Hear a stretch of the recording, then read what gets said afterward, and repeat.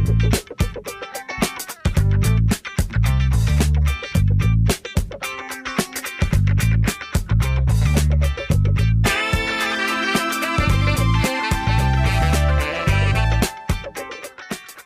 Topic के अंदर हमने देखेंगे कि जो हमारी रिमेनिंग मेन्यू के अंदर हमारे ऑप्शन मौजूद थे। पहले लेक्चर के अंदर इससे पहले टॉपिक के अंदर हमने नोट किया कि हमने फाइल के अंदर और एडिट के अंदर क्या कर सकते हैं। अब इसकी जो रिमेनिंग हमारे पास व्यू की ऑप्शन है या फॉर्मेट है, ड्रॉ है, मॉडिफाई है, डायमेंशंस हैं, इसको हम नोट करेंगे कि क्विकली इनके फंक्शंस क्या होते हैं और इसमें से कुछ हम परफॉर्म भी कर लेंगे। तो मेन अगेन इन दोनों टॉप मेन्यू 1 और मेन्यू 2 का जो बेसिक हमारा पर्पस है वो ये है कि हम अपनी फाउंडेशन अच्छी बिल्ड कर लें और हमें आइडिया हो जाए कि कौन सी कमांड कहाँ होती है।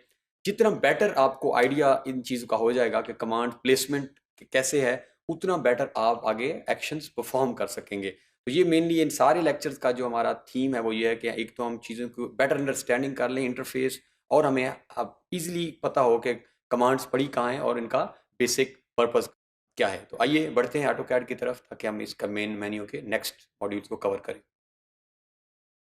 ये हमारे पास ऑटोकैड की सेव्ड फाइल। अब हम दोबारा ऑटोकैड ओपन नहीं कर रहे हैं क्योंकि ऑलरेडी हम एक फाइल को सेव कर चुके हैं। अब अपनी सेव्ड फाइल के अंदर ही फर्दर वर्क करते हैं। तो हमने पहले लेक्चर के अंदर फाइल और एडिट को कवर किया। अब हम व्यू, जैसा कि ये वर्ड खुद ही क्लियर कर रहे थे कि इसके अंदर कुछ ऐसी ही चीज़ें होंगी जिसके अंदर आप किसी चीज़ को अगर देख रहे हैं और अगर आप उसको जूम करना चाह रहे हैं, यानी व्यू से रिलेटेड जो भी चीज़ें एक आप ऑब्जेक्ट को जैसे देखते हैं उसके बाद उसके अंदर किसी तरह की कोई चेंजेस अगर आप करना चाह रहे हैं या स्क्रीन जो नज़र आ रही है तो वो कर सकते हैं। तो इसके अंदर आपके पास जो है वैसे तो कमांड बहुत सारी है, हम क्विकली उन कमांड्स को देखेंगे जिनको हम यूज़ करते हैं आगे जाके और जो यूज़ आएंगी।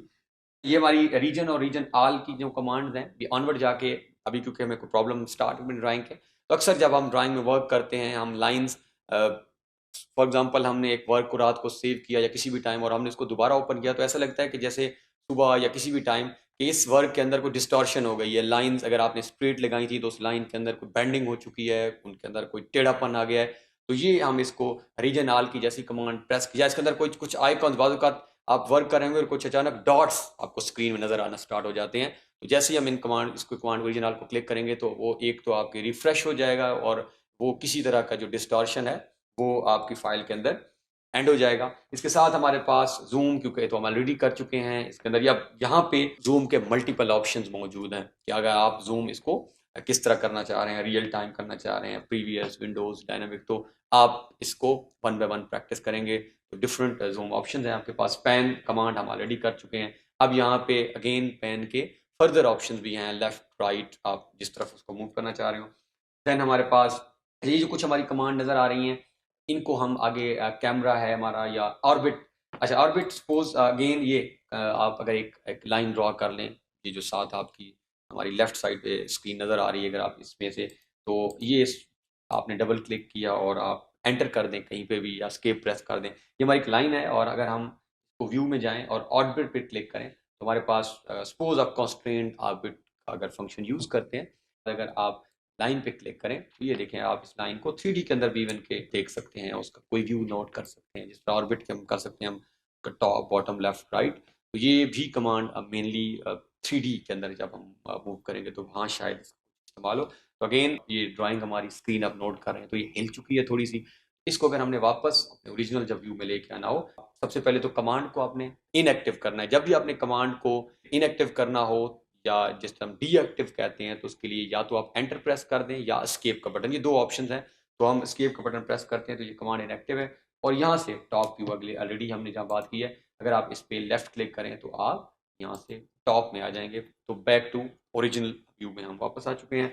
इसके साथ व्यू के अंदर हमारे पास क्लीन स्क्रीन के ऑप्शन भी मौजूद है, क्लीन स्क्रीन का ऑप्शन भी मौजूद है। अगर आप क्लिक करें तो ये अगर हम चाहें कि हमारी स्क्रीन पे कोई कुछ भी नज़र ना आए, ये सारे ऑप्शंस जो हैं, ये शॉर्ट कीज़ जो हमारी साइड्स में हैं, ये डिसअपियर हो जाए फ्रॉम स्क्रीन, तो आप नोट करें इजीली जो है आप डिसअपियर कर सकते हैं। बाज़ औक़ात जब आप ड्राइंग को क्लैरिटी के साथ देखना चाह रहे हो तो ये ऑप्शन हम प्रेफर करते हैं।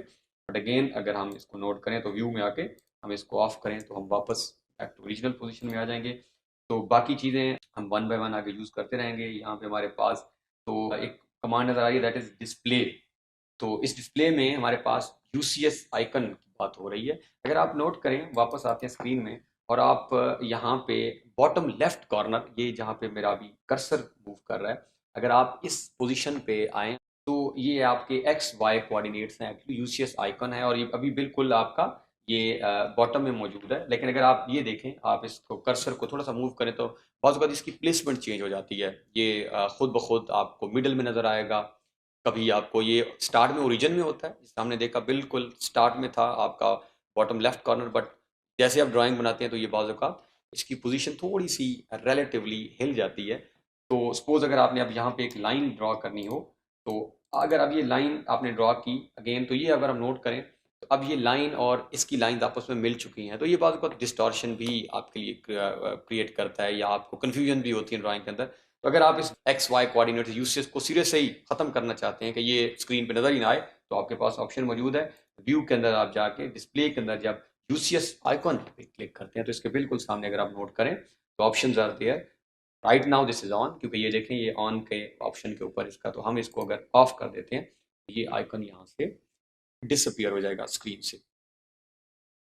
तो यूसेज के बाद अगर हम सामने डिस्प्ले में जाएं और हम अगर चेक करना चाहें कि हमारे जो हमने एक्शंस परफॉर्म किए हैं, आपने एक ड्राइंग ओपन की है और आप उसके अंदर डिफरेंट कमांड्स को यूज़ कर रहे हैं, एंटर भी हो रहा है, लाइंस भी लग रही हैं, और अगर आप चेक करना चाहें कि वो टेक्स्ट आपको कुछ पूछ लेता है या आप खुद से उसको देखना चाह रहे हैं कि मैंने कौन कौन से एक्शंस अपनी ड्राइंग में ओपन से अब तक परफॉर्म किए हैं, आप यहाँ से सेम डिस्प्ले जहाँ यूसेज आइकन था उसके सबसे लास्ट में आपके पास टेक्स्ट विंडो है। तो ये अगर आप नोट करें तो ये वो कमांड्स हैं जो अभी हमने परफॉर्म किए। तो अभी हमने क्योंकि ज़्यादातर वो कुछ ड्रा तो किया ही नहीं है, तो हमने लाइन क्विकली लगा ली थी, तो ये लाइन का बता रहा है यूसीएस आइकन, ये अभी हमने थोड़ी देर पहले जो ऑपरेट किया है। तो ये आपको एक्चुअली आपकी जो जो एक्शंस आपने परफॉर्म किए हैं उसको लिस्ट डाउन करके वो लिस्ट आपके सामने, इसके आपके पास शॉर्ट की भी मौजूद है, हम यहाँ से क्रॉस करते हैं और F2, तो F2 जैसे आप प्रेस करते हैं तो ये भी आपके पास सेम वही चीज़ आपको ऑपरेट बता रहा है जो अभी हमने परफॉर्म की है। तो इससे आप इजीली जो है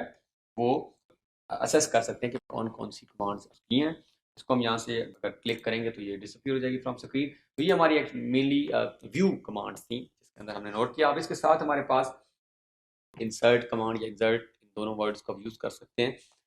इंसर्ट का बेसिक मतलब होता है कि किसी भी चीज़ को आपने फॉर एग्जांपल प्लेस करना है किसी जगह के अंदर, आप कहते हैं कि फलां चीज़ को इस जगह पे आके आप रख दें, तो ये एक्चुअली इंसर्ट ही है। इनफैक्ट आप सपोज नोटिस बोर्ड आप देखते हैं और आप वहाँ पे कोई चीज़ पिन पॉइंट करना चाह रहे हैं कि इस चीज़ को यहाँ पे आके प्लेस कर दें, तो इंसर्ट मीन्स कि अगर कोई हम बाहर से कोई कंपोनेंट लेकर आते हैं और हम उसको कैड के अंदर ओपन करना चाह रहे हैं, कैड के अंदर यूज़ करना चाह रहे हैं, तो वो कैसे करेंगे। ये सबसे कॉमन एग्जाम्पल एक पिक्चर है हमारे पास, एक सपोज आगे जाके हम वर्क भी करेंगे क्योंकि एक तस्वीर है, आप उसको ऐड करना चाह रहे हैं, एक्चुअली इंसर्ट करना चाह रहे हैं, आप चाह रहे हैं कि वो पिक्चर यहाँ पर आ जाए, उसको कैसे करें। तो इंसर्ट कमांड में जैसे आप क्लिक करते हैं तो ये काफ़ी सारे ऑप्शन हैं आपके पास कि किन किन चीज़ों को आप कैड के अंदर यहाँ पे आके प्लेस कर सकते हैं, लेकर आ सकते हैं। तो ऑप्शन आर देयर, हम हमारे पास फिलहाल हम इनमें से 2 से 3 ऑप्शन देखेंगे जो हमारे यूज़ के हैं। बाकी जब विद पैसेज ऑफ टाइम आगे हमें कहीं इसका यूज़ हुआ तो हम इसको नोट करेंगे। तो सबसे पहले हम ये हमारे पास इस कमांड को यूज करते हैं, रास्टर इमेज रेफरेंस।